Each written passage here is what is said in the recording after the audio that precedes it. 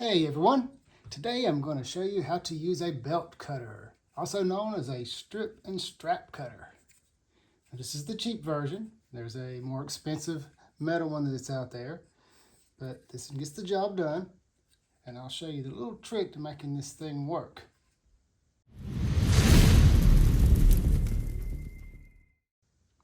The leather's basically going to go through this opening right here. Now, these two screws hold the razor in, but you need to be careful because if this gets pushed down, this little blade will pop up and catch your finger if you're not careful. Anyway,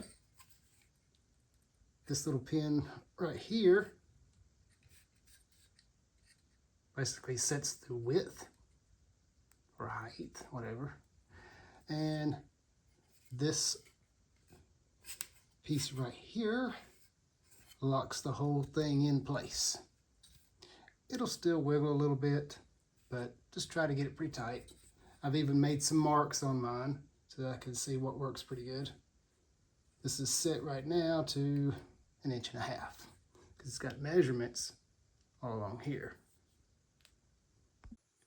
Now, the main trick to get this to work right is you have to have a good straight edge.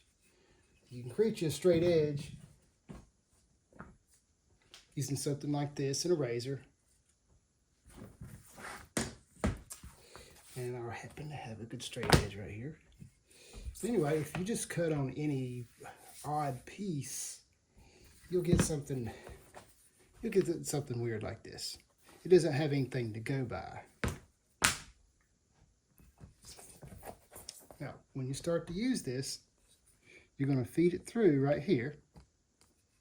And you're going to try to keep pressure up against the side of this right here. So let me give you an example. So starting to feed it through a little bit. You'll feel the razor catch right here at the end. And you want to try to keep this flat up against here the whole time. Because if you sway out, then you'll change the size of your belt.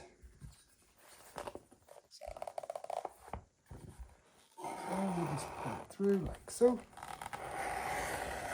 Constantly trying to keep pressure of the leather up against the tool this way. Because if I sway outward, if I start pulling this thing outward, you see, it's going to make a mess. But if you keep it nice and even, all the way down, you'll get a good belt. Now, the last thing to consider is the thickness of the leather.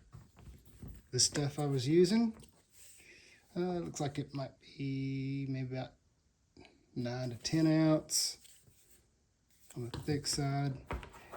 Even down here, I think it's about 6 ounce in this area, 6, 7. It'll still cut. If it gets too thin, it just won't work. For instance, this stuff.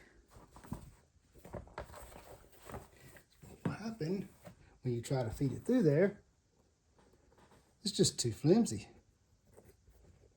And it's extremely hard to try to keep it, even if you can get it going. Basically, the thin, flimsy stuff doesn't seem to work too well, if at all, with one of these. So anyway, be sure you use the thicker veg tan leather, and I'll leave a link in the description to this tool.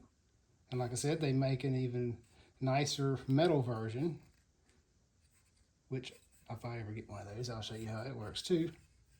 Anyway, I hope this helps. Thanks for watching.